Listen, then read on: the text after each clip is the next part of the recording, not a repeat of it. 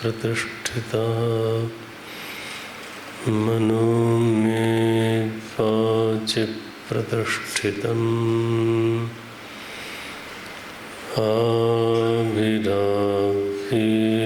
आविरावीर्मयेधि वेदस्य मानिस्थः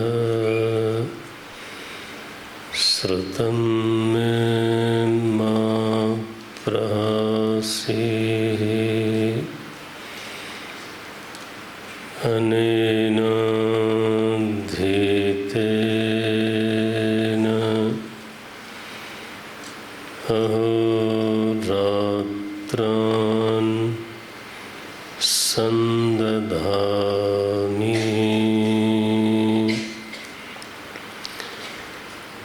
श्रुतं वदिष्यामि सत्यं वदिष्यामि तन्माम् अवतु तद्वक्तारमवतु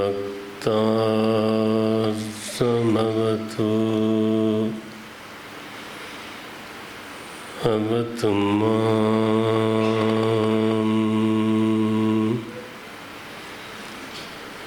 अवतु वक्तारम्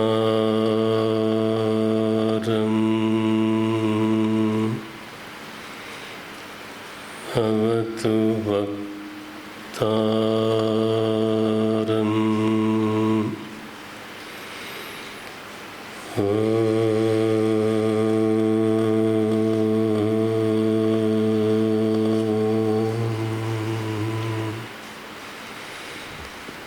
शांति शांति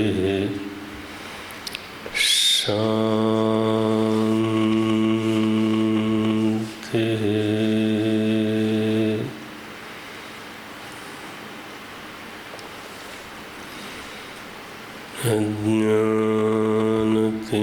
अज्ञानतिमिरान्धस्य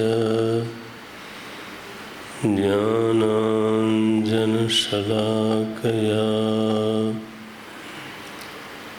चक्षुरुन्मीलितं येन तस्मै श्री गुरवे नमः। तस्मै श्री गुरवे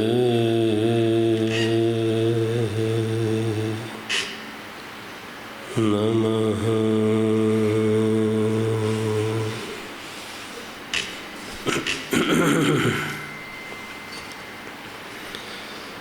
श्री राम जय राम जय जय राम।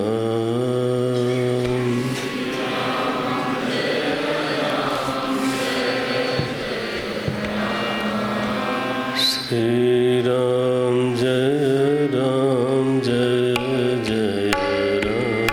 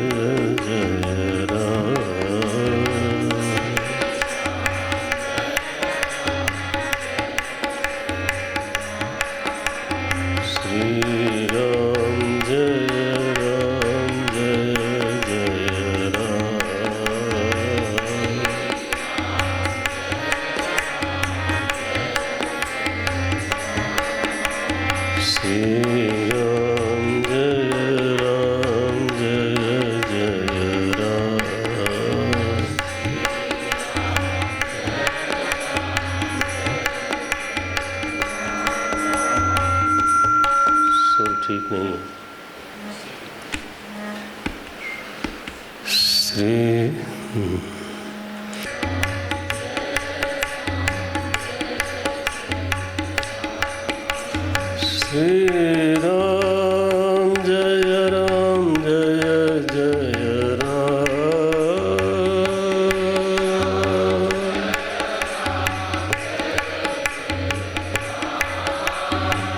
श्री राम जय जय राम। श्री राम जय राम।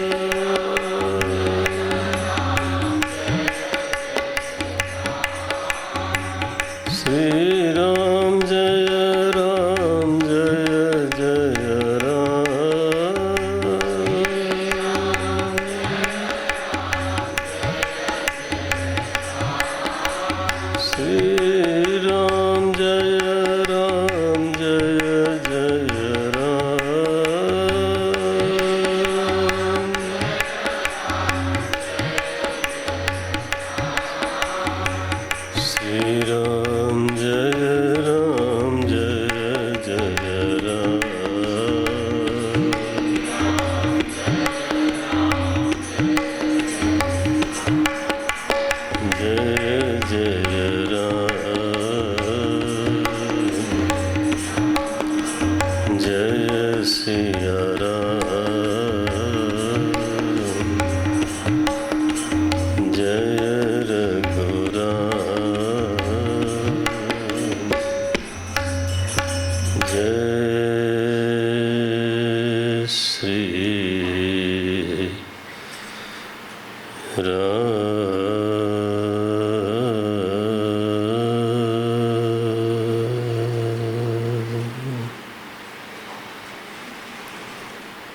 श्री हनुमान जी महाराज की।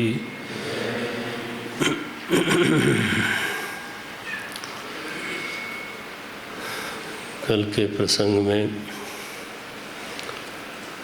भगवान श्री रामभद्र माता जानकी के विवाह की लीला का प्रसंग हम लोगों ने देखा। ये लीला है क्योंकि संबंध तो दोनों का अनादि सिद्ध है। जानकी जी का और भगवान श्री राम का जो संबंध है वो कोई नया नहीं है, वो तो अनादि सिद्ध संबंध है। माता जानकी तो आद्या शक्ति है। सोपाधिक होकर के ईश्वर जब भी होता है तो वो शक्ति और शक्तिमान संबंध से रहता है। शक्ति का एक विलक्षण लक्षण है। क्या लक्षण है? शक्ति शक्तिमान से सदा अभिन्न होकर के रहती है। शक्ति शक्तिमान में सद्वितीयता की संरचना नहीं करती। बहुत ध्यान से, हाँ। शक्ति और शक्तिमान मिल करके कभी दो नहीं होते। ये पहले ही समझ लेना चाहिए था, बोलते समय ध्यान में रहे। यह एक अद्भुत विलक्षण संबंध है। जैसे सांख्य दर्शन में पुरुष और प्रकृति में सद्वितीयता होती है, पुरुष पृथक है और प्रकृति पृथक है, प्रकृति स्वतंत्र है। लेकिन जब हम वेदांत दर्शन में प्रवेश करते हैं, वेदांत दर्शन का अनुग्रह प्राप्त होता है, तो ही वहाँ पे ये द्वैत मिटता है। पुरुष और प्रकृति का जो द्वैत है, वह द्वैत वेदांत दर्शन में तो बनता नहीं। पुरुष और प्रकृति होगा तो द्वैत होगा, लेकिन शक्ति और शक्तिमान होगा तो शक्ति स्वतंत्र रूप से कभी भी नहीं रहती, है ना। शक्ति जब भी होगी तब शक्तिमान से अभिन्न होकर के ही रहेगी। इस रहस्य को हमेशा स्मृति में रखना चाहिए। अच्छा, तो इसलिए वागर्थाविव संपृक्तौ, है ना, वागर्थ प्रतिपत्तये जगतः पितरौ वंदे पार्वती परमेश्वरौ। गोस्वामी जी ने इसका जानकी जी के संदर्भ में उल्लेख किया। गिरा रथ जल बीच सम। अब देखो, दो उपमा दे दी वहाँ पे। वहाँ थी वागर्था विव संपृक्तौ, लेकिन जब गोस्वामी जी ले आए जानकी जी के संदर्भ में, तो दृष्टांत कैसा बन रहा है? गिरा अर्थ, गिरा माने वाणी, वाणी और अर्थ जैसे परस्पर अभिन्न ही रहते हैं। दूसरा दृष्टांत दिया, जैसे तरंग और जल सद्वितीयता की रचना नहीं करते। तरंग और जल ये नहीं होता, तरंग और जल ये नहीं हो सकता। जल की तरंग ये बनेगा, जल और तरंग नहीं बल्कि जल की तरंग। ये देखो, और जल की तरंग क्यों कह रहे हैं? वो इसलिए कि तरंग में जल से भेद नहीं है, लेकिन विलक्षणता है। वेदांत के विद्यार्थी को सूक्ष्म होना चाहिए, एकाग्र समाहित होना चाहिए, है ना। यह तो विनोद विद्या नहीं है, गंभीर विद्या है। एक एक अक्षर में तो कभी गलती हो जाती है। हमने क्या कहा अभी? जल की तरंग, ऐसा कहने से तरंग के कारण जल में सद्वितीयता की संरचना नहीं होती, विलक्षणता होती है। क्योंकि जो स्वभाव जल का है वैसा ही व्यवहार तरंग का नहीं होता। तरंग में उदय है, तरंग में लय है, उत्ताल तरंगें उठती हैं तो वो नाव को डुबा सकती हैं और नाव को किनारे भी लगा सकती हैं। ये देखो, तो स्वभाव भेद न होने पर भी, तत्व भेद न होने पर भी व्यवहार में भेद है। तरंग और जल के व्यवहार में भेद है। भेद होने पर भी देखो कितना विलक्षण है ये, भेद होने पर भी इनमें परस्पर अन्योन्य भाव की रचना नहीं होती, कभी नहीं। इसलिए सद्वितीयता नहीं बनती। तो जानकी जी और भगवान श्री रामभद्र शक्ति और शक्तिमान के रूप में भी अगर हों उपाधि के समय में, तब भी उनमें तो विलक्षणता होगी लेकिन भेद नहीं होगा। इनको ध्यान में रखना, इन बातों को रख सको तो रखना, क्योंकि मैं इस बात को जानता हूँ कि इस तरह के विषय का अभ्यास सभी को बिल्कुल नहीं होता। वेदांत का बड़ा दुर्लभ अभ्यास है, क्योंकि उपनिषद ने ही कह दिया श्रवणायापि बहुभिर्यो न लभ्य। यह तो ऐसी विद्या है, बहुत से लोग हैं जिनको श्रवण का सौभाग्य भी नहीं होता, माने ठीक श्रवण का, जिसको हम वेदांत श्रवण बोलते हैं।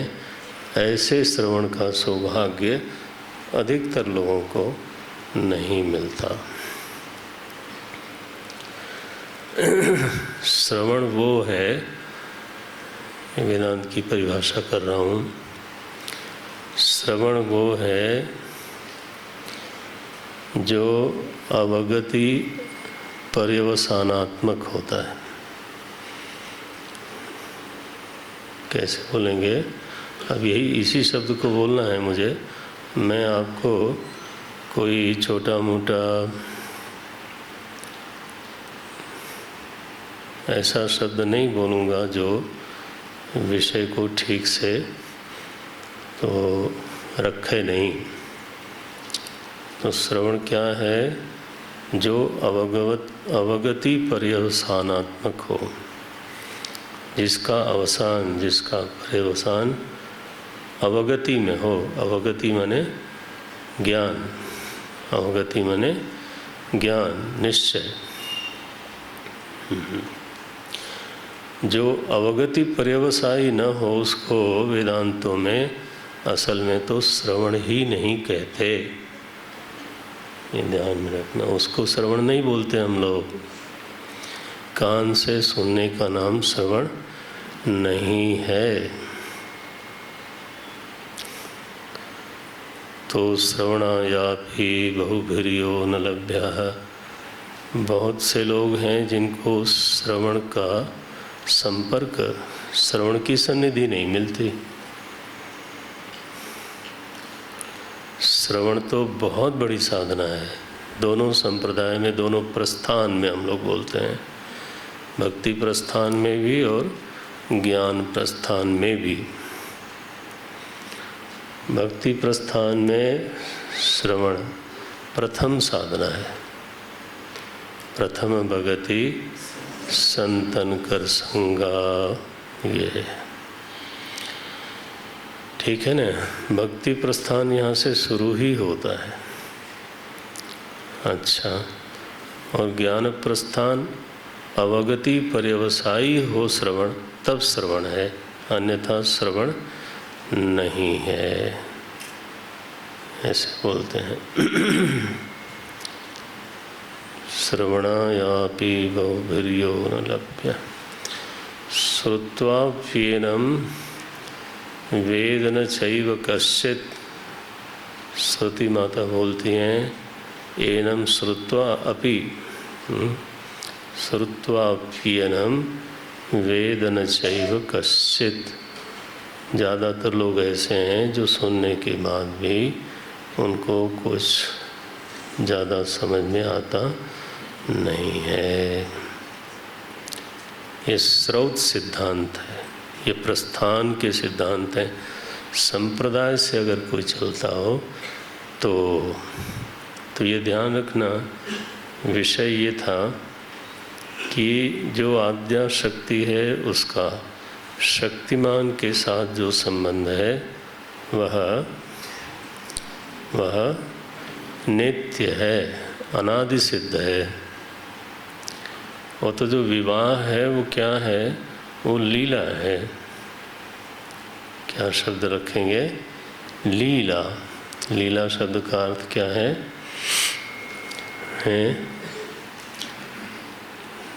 लीला शब्द का अर्थ कुछ है, अंदाज है? चलो नहीं है तो नहीं है। लीनाति अस्मिन् इति, लीनम करोति, अपने लालित्य के वजह से, है ना। ध्यान रखना भाई, जब प्रभु की जो लीला है वो इतनी ललित है, अपने लालित्य के कारण लीनाति, वो साधक के मन को लीन कर देती है। किसमें? अपने में ही। लीनाति इति लीला। तो ये भगवान की लीला है। बताओ, ये लीला बीच बीच में होती रहती है। लक्ष्मी जी ने एक दिन कहा नारायण भगवान से कि भगवान, हमारा कभी विवाह दिन नहीं मनाया जाता, संबंध ही अनादि सिद्ध है, तो विवाह दिन कैसे मनावें? तो भगवान नारायण ने कहा कि चलो फिर हम लोग लीला करते हैं। तो एक दिन वो नारायण भगवान को छोड़ गई और क्षीर सागर में समा गई और सारी सृष्टि वैभव रहित हो गई। फिर समुद्र मंथन हुआ, इसको लीला बोलते हैं। फिर समुद्र मंथन हुआ तो फिर उस समुद्र में से वही लक्ष्मी जी प्रकट हुई और फिर उनका आपस में क्या विवाह हुआ और उस दिन से विवाह दिन का समारोह मनाया जाने लगा। अब आप समझ लो, अनादि सिद्ध संबंध में भी कभी कभी विवाह दिन, कभी कभी तो जानकी सीताराम जी का आपस में विवाह दिन मनाया जाता है। ध्यान रखना, वो लीला है। हाँ, वेदांत तो ऐसा ही बोलने कहने में और सुनने में मुझे तो ऐसे ही रस आता है। और आपको रस का आपान करना सीख लेना चाहिए। ऐसा रसा स्वाद सीखना पड़ता है। You have to discover, it is not easily available. ये कोई राह चलती बातें नहीं हैं, है ना। ये तो जब डुबकी लगे तब उसमें से थोड़ा सा रस का तो उद्रेक हो गए, रस की प्राप्ति हो, और फिर महात्मा धीरे धीरे उसमें डूबता जाता है, डूबता जाता है। उसकी निमग्नता बढ़ती है। अच्छा, तो इस विवाह लीला में, आद्या शक्ति की विवाह लीला में जो पंक्ति मैं अभी पढ़ने जा रहा हूँ, एक जो सबसे प्रधान बात है, लीला तो सारी की सारी ही ललित है। यानी पुष्प वाटिका में जो लीला है वह अत्यंत ललित है। गिरिजा पूजन की जो लीला है वो अत्यंत ललित है, वो ठीक है। लेकिन एक बहुत प्रधान मर्यादा की जो लीला है, बार बार इस प्रकरण में आया है, मैं यहाँ पे बोलता हूँ मैं ज़्यादा बोल नहीं सकता आपको चौपाई दिखा दिखा करके, ये एक बोल देता हूँ। 351 दोहे के बाद की पंक्ति है। ये बात कई बार आई है। जो वशिष्ठ अनुशासन दीना। अब देखो, ये धर्म का स्वरूप है। धर्म की सिद्धि अनुशासन से होती है। उच्छृंखलता से धर्म की सिद्धि कभी नहीं होती। बोले आज उत्सव है, आज जैसे नाचें गाएं कूदें, नहीं, वो नहीं। डिविनाइजिंग द रिलीजन। उत्सव क्या है, तो कोई कैसा भी उत्सव कर सकता है, लेकिन उसको डिवाइन बनाना, उत्सव को डिवाइनाइज करना, उसमें दिव्यत्व की प्रतिष्ठा करना, उसमें दिव्यत्व को सिद्ध कर पाना, तब जाके धर्म होता है। उत्सव तो मनोवेग से कोई भी कर सकता है। आज उत्सव का दिन है, इसलिए उछलो कूदो नाचो गाओ, है ना, पियो खाओ। पहले पियो बोला मैंने, जानबूझ के बोला, तो धर्म नहीं है। निश्चित जान लो, हो सकता है कि वो किसी के उल्लास का दिन हो, लेकिन उसको हम लोग माने हम तो कभी नहीं बोलते। उत्सव शब्द भी नहीं बोलते। उत्सव शब्द भी बड़ा अद्भुत है। उत्सूयते इति। सूयते माने प्रसूयते। जरा महीने में जाना है। हाँ, उत्सूयते। सूयते प्रसव जैसे होता है माता को। उत माने ऊर्ध्व वस्तु का जब प्रसव हो, प्रगति नहीं। हाँ, उत्सव किसको बोलते हैं? जिसमें से ऊर्ध्व वस्तु का प्रसव हो। ऐसा अनुष्ठान, ऐसा उल्लास, है ना, ऐसा होए कि उसमें कोई ऊर्ध्व, कोई उदात्त वस्तु का सब सूयते, है ना, प्रसव। तो इसलिए तो ये जो आजकल तो होता है, उसको तो हम धर्म उत्सव भी शब्द नहीं बोलना चाहते। वो तो ठीक है, मनमानी है, मनोवेग है। अब उसको क्या नाम देना है वो तो मैं नहीं देना चाहता, उसमें मेरी कोई रुचि भी नहीं है। उत्सूयते, जिसमें से उत्तम का प्रसव हो, उल्लास भी ऐसा हो जिसमें डिविनाइजिंग द सेलिब्रेशन, द सेरेमनी, जो सेरेमनी है that should become divine. Ceremony माने पी के पड़े हुए हैं कहीं पर, तो ये तो मैंने बिल्कुल अनुदात्त। नहीं, वो कैसे होता है? जब उल्लास में भी, उत्सव में भी अनुशासन की प्रधानता हो, और अनुशासन गुरु का हो। देखो, ये पंक्ति इसलिए पढ़ी मैंने क्योंकि ये 4-5 बार आई है। अगर आपको ज़रूर पढ़ना ही चाहिए और बहुत सावधानी से पढ़ना चाहिए, लेकिन यहाँ एक बार जो है वो बोल देता हूँ। जो वशिष्ठ अनुशासन दीनी, लोक वेद विधि सादर। शब्द देखना, उत्साह पूर्वक किया, ये भी लिख सकते थे, उसमें कोई गलत नहीं था, लेकिन क्या लिखा? सादर। हमारे यहाँ वेदांतों में, धर्मशास्त्रों में यह बात साफ साफ लिखी है। धर्म की सिद्धि अनुशासन से होता है, रुचि से नहीं। सद्गुरु अथवा जो बड़े लोग हैं अथवा वेद भगवान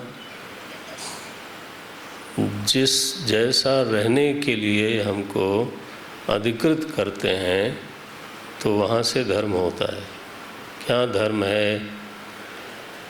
बोले ये ऐसे निश्चय नहीं होता। कोई सैनिक कर्मी है, क्षत्रिय है, तो उसके लिए धर्म एक होगा, और कोई ब्राह्मण है उसके लिए धर्म बदल जाएगा। दोनों आदमी हैं। तो ये जो हम लोग आजकल नियम निकालते हैं कि दोनों तो आदमी हैं, दोनों आदमी हैं, लेकिन फिर भी दोनों धर्मी हैं ऐसा नहीं बोल सकते, क्योंकि अधिकार के अनुसार धर्म की सिद्धि होती है या असिद्धि हो जाती है।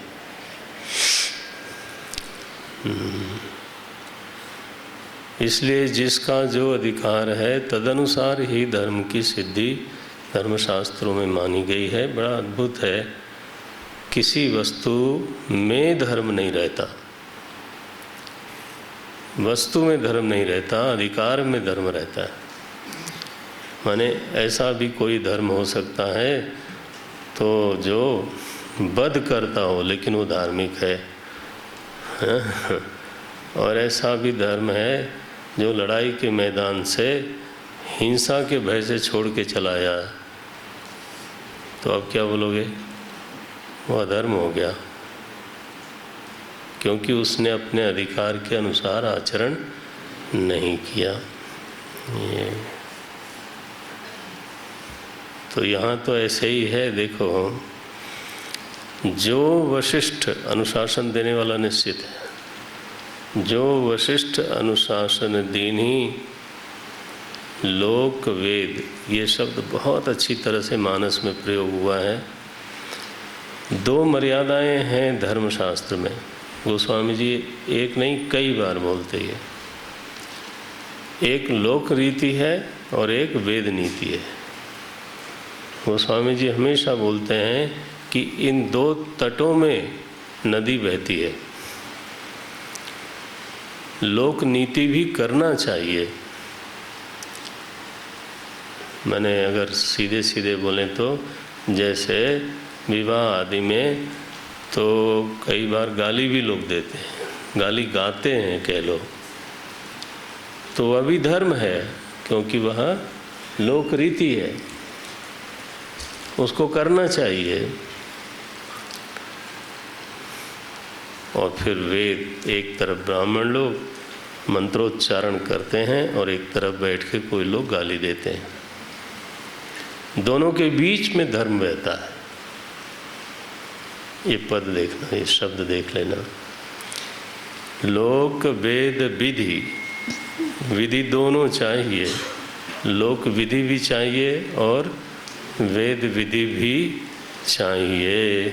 लोक वेद विधि, और देखो बीच में सादर करने वाले जो महाराज दशरथ हैं, जनक जी हैं, इन लोगों ने बहुत आदर से वो सारी विधियां करी। उसको झंझट नहीं माना कि ये कहाँ से झंझट हो गई, ना ना। तो ये थोड़ा धर्मशास्त्र का संक्षेप, अति संक्षेप में उल्लेख किया गया। लीला में धर्मशास्त्र कैसे अपनी दिव्यता को प्रकाशित करता है वो देखने लायक बात है। विदाई हुई और अब ये लोग दोनों अयोध्या में हैं, बल्कि 8 लोग अयोध्या में हैं। तो महाराज दशरथ बोलते हैं कौशल्या जी को, कौशल्या जी ध्यान रखिएगा, हमारी जो बहुएं हैं ये आई हैं बधू लरिकनी, ऐसा सुंदर शब्द दिया है। बधू लरिकनी, ये लड़कियां हैं, ये मीठा बना दिया और जरा देहाती शब्द बोल के, है ना। बधू लरिकनी पर घर आई, आज ये पराए घर में आई हैं, इसलिए आपको विशेष ध्यान रखना चाहिए कौशल्या जी। इनकी देखभाल कैसे करिएगा? देखो पंक्ति, राखेहु नयन पलक की नाई। इनको ऐसे रखिएगा जैसे पलक नयन को रखता है। ठीक है, अगर अनजाने में भी कोई हाथ ऐसे कर दे तो पलक उसको ढक लेती है, बचा लेती है। ये इससे बेहतर रिश्तों की और क्या परिभाषा हो सकती है? राखेहु नयन पलक की नाई, बधू लरिकनी पर घर आई।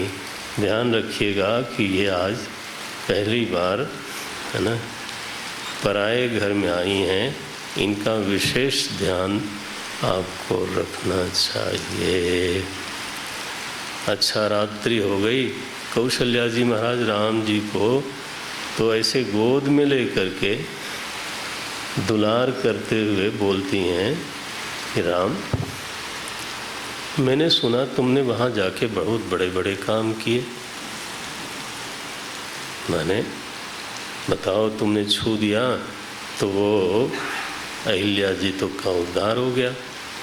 मैंने सुना तुमने धनुष तोड़ दिया है। मैंने सुना कि परशुराम जी भी वापस चले गए। तो सकल अमानुष कर्म तुम्हारे, अमानुष माने मनुष्योचित कर्म नहीं थे तुम्हारे, ये तो अतिमानवीय कर्म तुमने किया। सकल अमानुष कर्म तुम्हारे, तो अनुमान करती हैं। अब देखो, क्रेडिट कहीं और चली गई। ये नहीं कहा कि सकल अमानुष कर्म तुम्हारे, तुम बड़े प्रतापी हो, बिल्कुल नहीं। बोले मैं तो ऐसा अनुमान करती हूँ कि केवल कौशिक कृपा समझ सुधारे। ये तो केवल विश्वामित्र जी की कृपा से, तुम में तो कुछ नहीं है। तुमको तो मैं बचपन से जानती हूँ। तुम तो महाराज जब एक धागा भी बांधना नहीं जानते थे कमर में, हैं, तब से मैं जानती हूँ। तो इसलिए तुम में कुछ नहीं है। और माताएं भाई बोल सकती हैं, हाँ? क्या बोली? सकल मानुष कर्म तुम्हारे, केवल कौशिक कृपा सुधारे। वो तो विश्वामित्र जी जो साथ में चले गए थे, तो उन्होंने सब सुधार दिया। अब विदाई की बेला आई। वामदेव जी, वशिष्ठ जी, विश्वामित्र जी, सभी की विदाई हो रही है। विशेष रूप से विश्वामित्र जी इतने दिनों से बाहर थे, अब उनको लौटना है। बड़ी मीठी एक पंक्ति दशरथ जी बोलते हैं। पहले तो समर्पण किया, नाथ सकल संपदा तुम्हारी। पहले भी कहा था उन्होंने, मांगो भूमि धेनु, सब तो मांग लो। लेकिन आज मांगने वाली बात नहीं कह रहे। आज क्या कह रहे हैं? नाथ सकल संपदा तुम्हारी, मैं सेवक। भाव बदल गया कि नहीं? वहाँ मांगने को बोल रहे थे, यहाँ बोले ये आप ही का है, मैं सेवक। फर्क बहुत हो गया। नाथ सकल संपदा तुम्हारी, मैं सेवक समेत सुत। हाँ, अकेले नहीं, मैं सेवक समेत सुत नारी। और ये पंक्ति देखिए, बहुत ही मीठी है। करब सदा लरिकन पर छोहू। गुरुदेव, बच्चों पे स्नेह बनाए रखिएगा। अब मैंने कोशिश तो करी अनुवाद करने की, लेकिन जो भोजपुरी में है ना, वो यहाँ नहीं आ सकता, खड़ी हिंदी में नहीं आ सकता। क्या बोलते हैं? करब सदा लरिकन। लरिकन माने आठों, दो नहीं, एक नहीं, बहुवचन है, हाँ। करब सदा लरिकन पर छोहू, दर्शन देत रहब। आप बीच बीच में गुरुदेव बीच बीच में आते जाते रहिएगा, तो दर्शन देत रहब मुनि मोहू। मुझे बीच बीच में आपके दर्शन का लाभ मिले, ऐसी कृपा बनाए रखिएगा। क्या महाराज, भाव का उदात्तीकरण है। आदमी इतना रुक्खा कभी कभी हो जाता है कि उसके पास बैठना मुश्किल। और यहाँ देखो कैसा भाव है, रस टपकता ही रहता है। करब सदा लरिकन पर छोहू, आवत जात रहू। दर्शन देत रहब मुनि मोहू। इस तरह से ये विवाह की ललित लीला का समापन किया गोस्वामी जी ने, और बोल दिया उन्होंने, मैंने पूरे रामचरित में सीताराम जी की लीला का वर्णन कर दिया। ऐसा बोलने का मैं साहस नहीं कर सकता, भूल भी नहीं कर सकता। तो क्यों लिखा? लिखते हैं, निज गिरा पावन करन कारण, राम जस तुलसी कही। निज गिरा पावन, ये देखो समापन भी कैसे होता है। निज गिरा पावन करन कारण। तो मैंने पहले ही बोला था कि मैं भगवान के यश के विस्तार को छूने नहीं जा रहा हूँ, अपनी वाणी को पवित्र करने जा रहा हूँ। निज गिरा पावन करन कारण, राम जस तुलसी कही। ये प्रभु के यश को तो हमने कहा अपने को पवित्र करने के लिए, अन्यथा तो रघुवीर चरित अपार। ये भगवान का चरित्र अपार है, अपार समुद्र है, पार कवि कौनो कौने लहो। कौन है जो दावा कर सकता है कि मैं उनके चरित्र को पार कर लूँगा। तो इस बालकांड में क्या क्या आया देखो, कैसे विषय सूची बनाते हैं। कौशल इतना है, उपवीत चरित अपार बारिधि, उपवीत व्याह उछाह मंगल, सुनी जे सादर गावहीं। ये फलश्रुति है, हाँ। इसलिए कहा जाता है रामचरितमानस मंत्र है,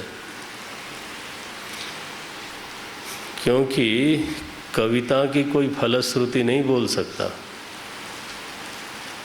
यह फलश्रुति है कि अगर ऐसा कोई करेगा तो उसको ये लाभ होगा। क्या क्या है? उपवीत व्याह उछाह मंगल सुनी। पहले ठीक से सुने, मर्यादा लगा दी, अपने आप ही स्वयं सिद्ध नहीं हो जाना।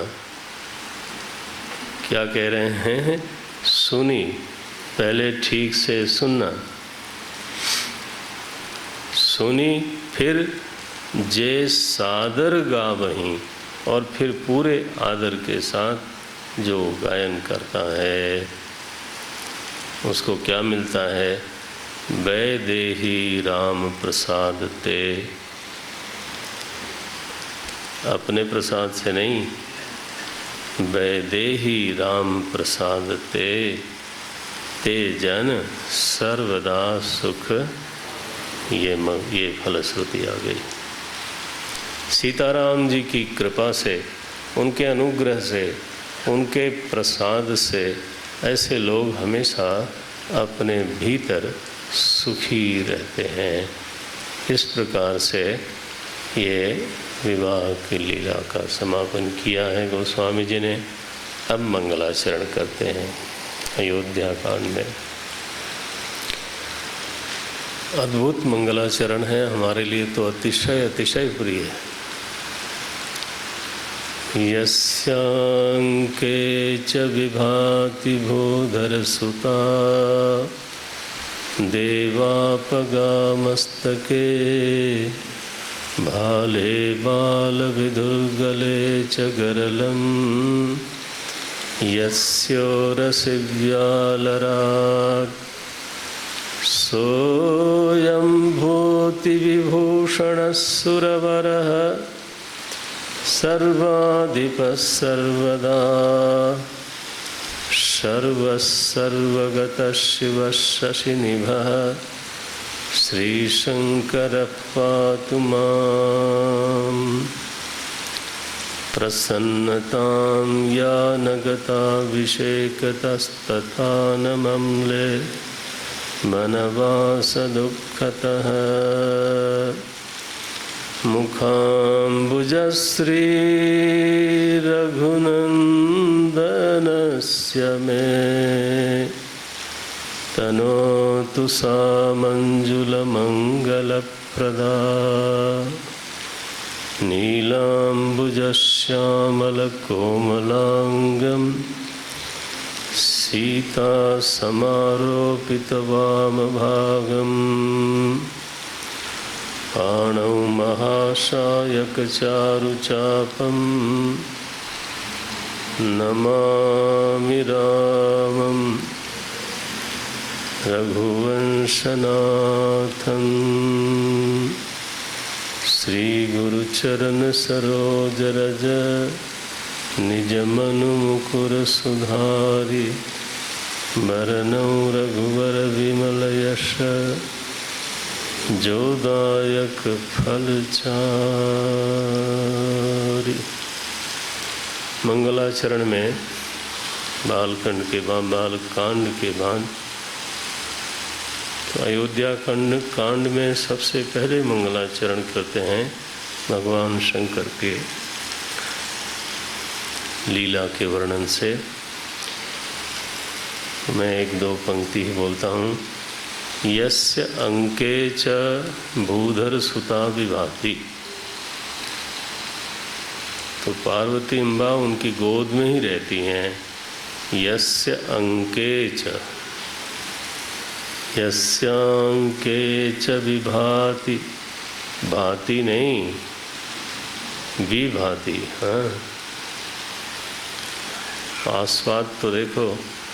यस्यांके च विभाति भूधर सुता, पार्वती अम्बा। भूधर माने हिमकन्या, हिमालय की कन्या। अरे इतना तो आना चाहिए भाई, इतनी बात लिखोगे। 2 साल हो गया ना इनको पढ़ते हुए, अगले 6 महीने में विदा करो।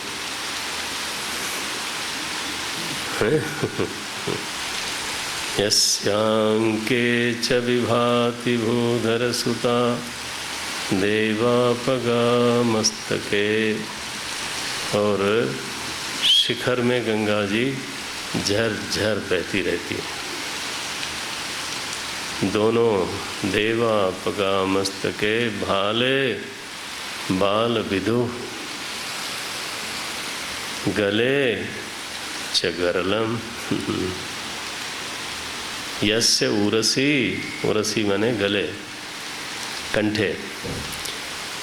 यस्य उरसी व्यालराट, हाँ तो हमारे शेषनाग भगवान गले में विराजते हैं। क्या स्वरूप है मालिक साहब का। सर्व विरुद्धाश्रयत्वम ईश्वरत्वम एक लक्षण किया है। समस्त विरुद्धों का जो आश्रय है। आप सोचो जरा, ललाट में अग्नि है, हैं, और सिर पर गंगा जी हैं, विरुद्धाश्रय हो गया कि नहीं। एक तरफ आद्या शक्ति भवानी है, कंठ में विष है, और शिखर पे जो चंद्रमा है वहाँ अमृत है। भाई विरुद्ध आश्रय हो उसी को तो ईश्वर बोलते हैं। इसलिए सनातन धर्म में विद्या का रसास्वाद करने के लिए विशाल अध्ययन होना चाहिए। ये जो अल्पतोषी स्वभाव हो जाए तो ऐसे व्यक्ति को रसास्वाद कभी नहीं हो सकता।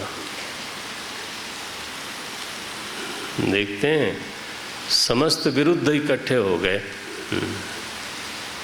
सोयम अयम शब्द बोलते हैं, जैसे प्रत्यक्ष रूप से देख रहे हो।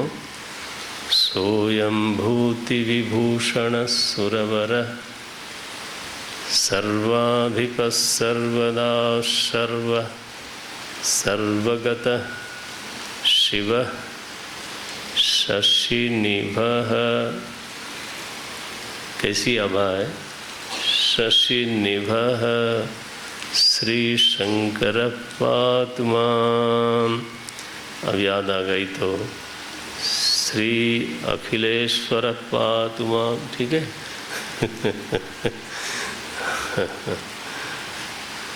ये पहला मंगलाचरण कर लो। हम बोलते हैं ये जो राम जी को बीच में डाला है अद्भुत ही है, बिल्कुल अयोध्या कांड के समीचीन है। प्रसन्नतां यानगता विषेकतः।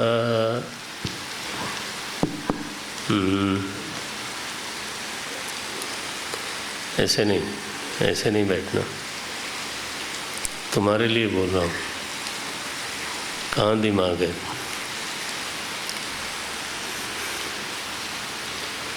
प्रसन्नतां यानगता विषेकतः तथा न ममले वनवास दुःखतः।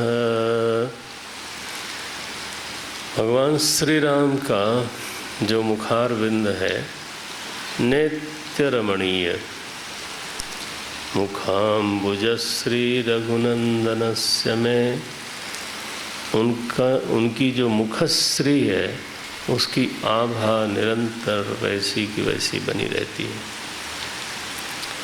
वो मेरे हृदय में बैठ करके मंगल का विस्तार करे तनोतु। मेरे हृदय में मंगल का और विस्तार होता चला जाए। क्या विशेषता है? बोले देखो तो सही, देखो तो सही। शाम को वशिष्ठ जी आए, उन्होंने कहा, क्या कहा कि कल तुम्हारा राज तिलक होना है। राम जी को कोई प्रसन्नता नहीं हुई। प्रसन्नताम या न गता अभिषेकतः। अभिषेक के समाचार से कोई विशेष उल्लास। अच्छा, दूसरे दिन प्रातः काल उठते ही सुमंत्र जी आए और उन्होंने सूचना दी, और जब दशरथ जी के पास ले गए तो समाचार ऐसा कैकेयी माता ने सुनाया कि तुम तो अब आज ही, है ना, चले जाओ। लिखते हैं गोस्वामी जी, देखो पूरे अध्याय का विषय कैसे समेटा है। प्रसन्नतां यान गता अभिषेकतः तथा न ममले। जिसके चित्त में मलिनता की एक रेखा भी नहीं आई। तथा न ममले वनवास दुःखतः। वनवास जैसा एक कठोर प्रसंग आ गया, लेकिन न ममले। उनकी चित्त भूमि में मलिनता की एक रेखा भी नहीं आई। ऐसा जिसका चित्त, ऐसा जिसका हृदय अत्यंत सम है। सम है माने आत्मानंद में है, और इसलिए बाहर निर्विकार है। कैसा है? स्वयं नित्य आत्मानंद में रममाण होता है, और बाहर किसी भी प्रकार के विकार, न उत्सव का और न उदासी का। देख लो जरा इस पंक्ति को। प्रसन्नतां यानगताभिषेकतः तथा न मम्ले वनवास दुःखतः मुखाम्बुजश्रीरघुनन्दनस्य मे तनोतु सा मंजुलमंगलप्रदा। ऐसी मंगलदायिनी मुखाम्बुजश्री मेरे हृदय में वैसी ही निर्विकारता और वैसी ही आत्ममग्नता को सिद्ध करे। तनोतु माने वैसी ही सिद्धि कर दें। फिर तीसरा मंगलाचरण। नीलाम्बुजश्यामलकोमलांगं, कोमल कोमल अंग है नील कमल की तरह कोमलांगम, और उस कोमलांगम पर सीता जी मानो आरोपित हो गई हैं, ऐसा वर्णन है। सीता आरोपित नहीं, समारोपित। देखो तो भला, आराम से भाई सब लोग अलग अलग होकर रहो, वो नहीं। सीता समारोपित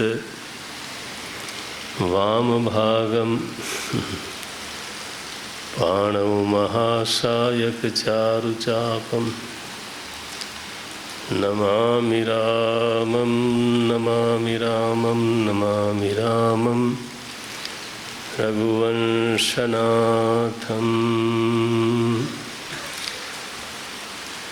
गोस्वामी जी सद्गुरु का स्मरण करके अपने हृदय को और स्वच्छ करके वरणौ रघुवर विमल यश, तो यश का वर्णन करना चाहते हैं जो चारों फलों का दातार है। अच्छा, अब इसमें ये हुआ सभा जुड़ी थी एक दिन, उत्सव तो हो ही गया। तो एक दिन यहाँ लिखा है महाराज दशरथ बड़े स्वभाव से ही तो मुकुर कर लीना, दर्पण लिया हाथ में उन्होंने। ये बड़ा अद्भुत प्रसंग है, ऐसा जनरली संभव नहीं दिखाई देता कि कोई दरबार में बैठा हो और वो भी महाराजा, तो वो बीच बीच में है नहीं, कोई और लोग निकालते हो तो मैं कह नहीं सकता, लेकिन महाराज